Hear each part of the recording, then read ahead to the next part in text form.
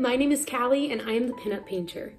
Today we're going to be discussing vintage fashion, which is one of my favorite discussions in the whole wide world. I dress in vintage fashion practically every day, and I know how intimidating it is to get started dressing in vintage fashion, so I wanted to make a checklist of things that a newcomer can do in order to start dipping their toes into the water.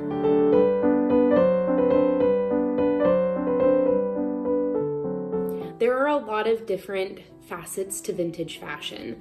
You have the different styles, including rockabilly, authentic vintage, and pinup.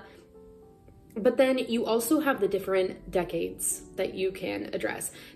I personally think that you should be able to dress in any time period garment and be able to enjoy yourself and express who you are.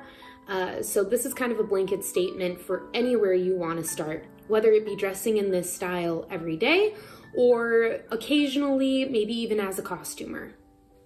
So my first tip and trick is do your research. All the other tips and tricks that I'm going to give you are all based on how much research you do. Now this one's pretty easy. You're watching me on YouTube, and this is a form of research, right? And there are so many wonderful YouTubers and influencers and people who are on TikTok and Instagram who dress in this type of style. And so going and following those accounts, finding some inspiration, watch content that is based off of vintage style will be extremely helpful to you because you're able to see how people do it in this day and age. Other things, books. Books are so incredibly important. They are not a lost art. So make sure that you go and you get some books on vintage style. This one right here. This is a great book to start you off on. It's the Vintage Makeup Hairstyling and Beauty Technique Guide, and it actually has a quiz inside of the book that will help you determine what hairstyles and makeup styles may best suit you. This book is really great because it's a good beginner's guide. The other one can be a little overwhelming. There's a lot going on in there and a lot of reading. This shows a lot of pictures. It shows step-by-step guides, which is really wonderful, and it ranges from the 20s to the 60s with a few styles for each, which is really helpful.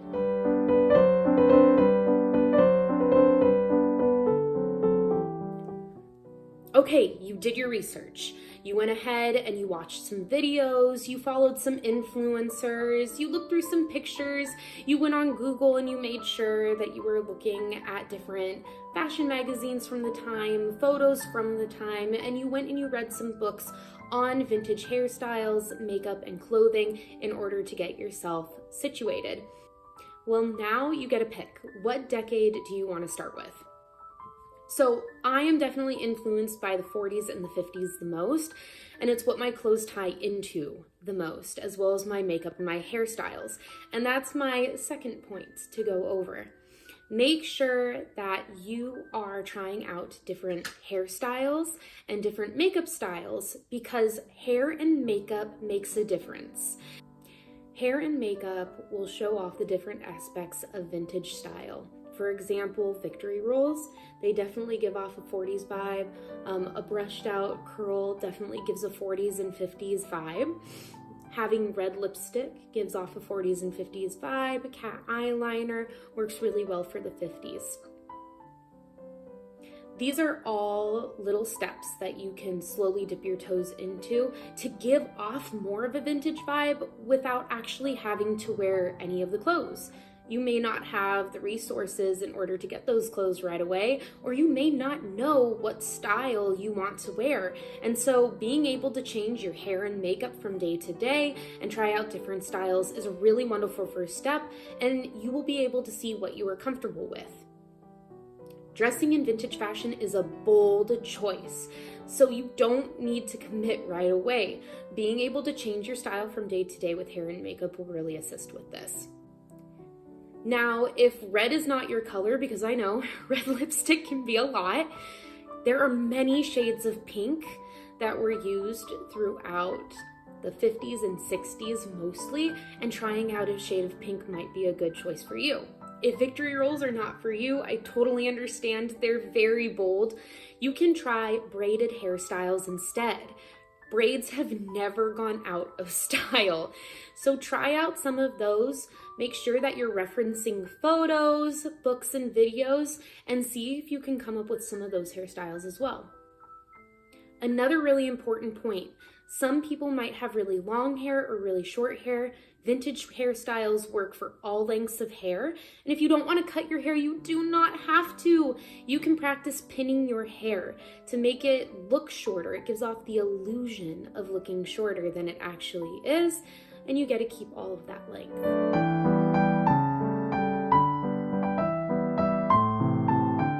So that brings me to my second point. Choose clothes that are comfortable for you. If you never wear dresses, do not go and buy a bunch of vintage dresses. You'll never wear them. Rather pick clothes that you know that you are going to be comfortable with and you are going to wear outside in public. Because I know the biggest hurdle for me when dressing in vintage fashion was learning to be very comfortable with myself out in public. If you are used to wearing jeans, go buy a pair of slacks. Even a vintage pair of slacks or a vintage repro pair of slacks might be a good choice just so you can get the feel for it. I am a sweater person, so I made sure to go and add a lot of sweaters to my repertoire so I know that I could be comfortable. And then I started to pair those with button-down collared shirts because I loved the look of them, and made sure to go ahead and pair them with slacks. Now, I am a dress and a skirt person, but because I struggled to gain confidence in dressing in vintage fashion at first, I made sure to dress in everyday looks first. So the pants and the shirt and the sweater were really wonderful to get me comfortable going out into public. And let's be real, doing the hair and the makeup too, that's a lot. So taking baby steps is really important. Make sure that you are staying comfortable. That is really important so that you can gain the self-confidence that you need in order to embrace yourself in this style. It sounds fun to go on a shopping spree and buy a bunch of vintage or repro vintage clothing, but at the end of the day, until you are comfortable wearing it every day, it's good to keep a lot of your everyday clothing to make sure that you can slowly start incorporating vintage fashion into your wardrobe. I still own a pair of jeans. I still own several pairs of leggings and about 100 million sweatshirts because those are my favorite comfortable clothes, and I want to be able to keep them in my wardrobe for when I need them. Coming home and wearing this is wonderful, but after a long day of work, I really appreciate being able to put on a pair of leggings and put on a sweatshirt and get extra super comfortable.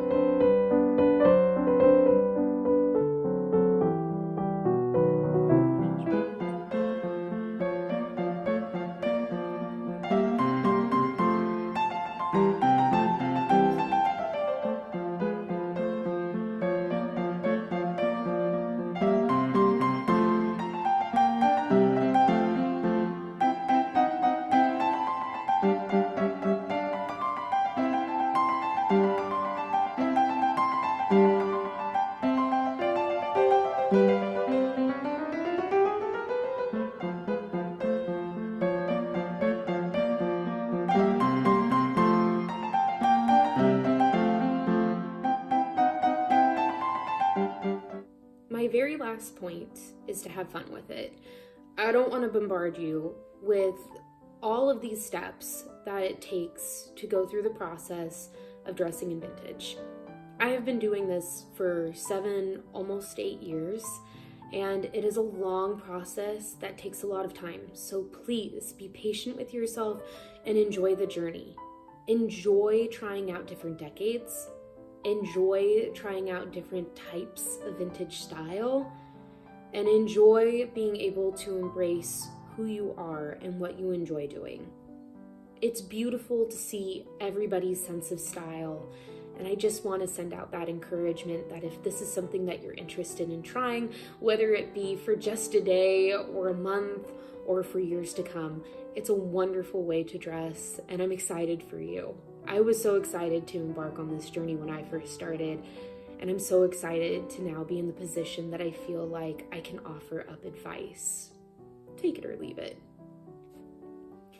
If you liked this content, I would love to hear from you in the comments.